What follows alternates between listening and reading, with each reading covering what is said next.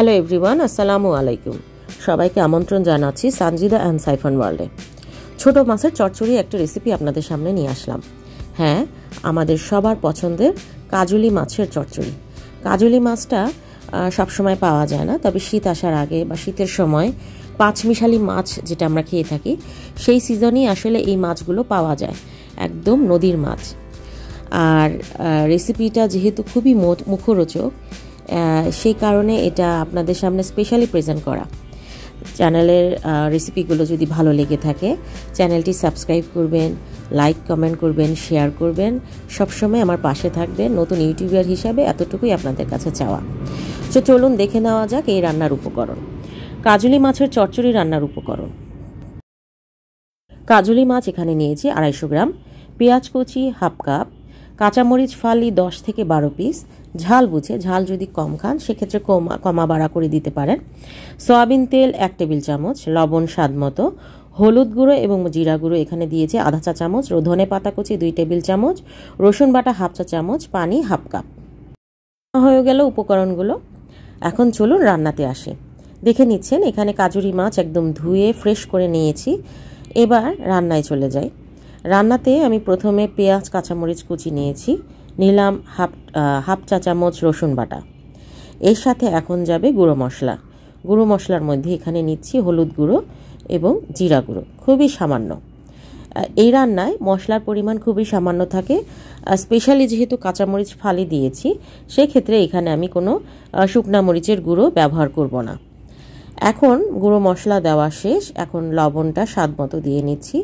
তেলের পরিমাণটা আপনারা আপনাদের রুচি বা টেস্ট অনুযায়ী বাড়িয়ে কমিয়ে দিতে পারেন। ঠিক পেঁয়াজ এবং কাঁচামরিচেও আপনারা ঝাল বুঝে বাড়িয়ে কমিয়ে দিতে পারেন। তো আমি সর্বশেষে তেলটা নিয়ে নিলাম। এখন যেটা হচ্ছে একদম ভালো করে মেখে নিতে হবে। রান্নাটাই আসলে এখানে আপনি চুলায় দেওয়ার আগে যে এই যে মাখানোর প্রসেসটা, এইটাতেই আপনার অর্ধেক রান্না ধরুন হয়ে যায়। কারণ এই ধরনের মাছের চচ্চড়িতে যদি আপনি মাখানোর প্রসেসটা একটু সময় নিয়ে না করেন, সেক্ষেত্রে কিন্তু রান্নাটা আপনার ভালো লাগবে না, খেতেও ভালো লাগবে না। তো আমি প্রায় 2 মিনিটের মতো এখানে মাখিয়ে নিলাম সব উপকরণ। এখন এখানে আমি মাছগুলো দিয়ে আলতো করে মাখিয়ে নিব। মাছগুলো কিন্তু দেওয়ার পরে খুব বেশি জোরে কচলিয়ে মাখানো যাবে না, এতে ছোট মাছ ভেঙে যেতে পারে, নষ্ট হয়ে যেতে পারে। তো মাছ হাত মাখা যেহেতু তরকারি, সেক্ষেত্রে তা হাত মাখার একটা বিশেষত্ব আছে। আর সবচেয়ে মজার যে ব্যাপারটা সেটা হচ্ছে এই রান্না করতে সর্বোচ্চ আপনার 10 মিনিট টাইম লাগবে। 10 মিনিটই সুস্বাদু একটি রান্না, যে রান্না আপনি ইনস্ট্যান্ট যদি কোনো মেহমান আসে এবং সে যদি দেশীয় রান্না পছন্দ করে, আপনি যদি এই রান্নার সাথে একটু ঘন ডাল করে দেন, আমি শিওর তার আর কিছুই লাগবে না, এই রান্না খেয়েই সে মুগ্ধ হয়ে যাবে। তো এখানে পানির পরিমাণটা একদম আমি হাত ধোয়া পানির মতো দিয়েছি, খুবই সামান্য হাফ কাপের মতো। এখন হচ্ছে চুলার জাল বাড়িয়ে আমি এটাকে বলক উঠাবো।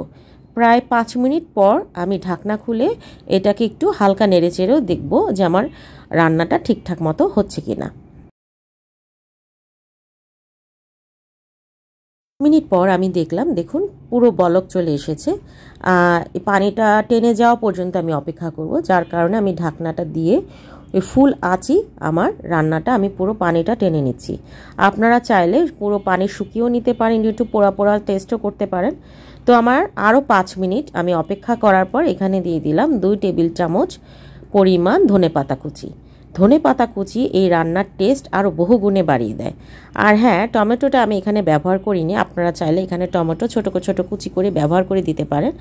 আমার কাছে ছোট মাছের তরকারিতে টমেটোটা থেকে ধনেপাতাটার ফ্লেভারটাই ভালো লাগে, এই কারণে আমি এখানে দিইনি। তাছাড়া টমেটো আপনার ঝালটাও কেটে ফেলে, তাই ঝাল ঝাল করার জন্যই আমি টমেটোটা এখানে স্কিপ করেছি। তো রান্না তো শেষ, এখন খাওয়ার পালা। দেখছেন আমি ভাত, লেবু এবং চচ্চড়ি নিয়ে বসে গেলাম। মাছটাকে আমি আপনাদের দেখাচ্ছি, মাছটা কত সুন্দরভাবে সিদ্ধ হয়ে গিয়েছে, ভিতরে একদম জুসি ফ্লেভার, আপনাদের ফুড ব্লগারদের ভাষায়। তো আমি একটু মাছ ভেঙে, একটু পেঁয়াজ, একটু কাঁচামরিচ, ধনেপাতা মিশিয়ে লেবু দিয়ে একদম মাখামাখি করে খাবো। আর আসলে পোলাও, মাংস, বিরিয়ানি এই রান্নার কাছে কিছুই না। পোলাও মাংস রান্না করতে লাগে আমাদের প্রায় 2-2.5 ঘন্টা, কিন্তু দেখুন একদম 10 মিনিটের রান্নায় 1 প্লেট ভর্তি ভাত আপনি অনায়াসে খেয়ে ফেলতে পারবেন, আর এটা যাকেই করে দিবেন সেই মুগ্ধ হয়ে যাবে। রেসিপিটি যদি ভালো লেগে থাকে অবশ্যই চ্যানেল সাবস্ক্রাইব করে পাশে থাকবেন। আসসালামু আলাইকুম।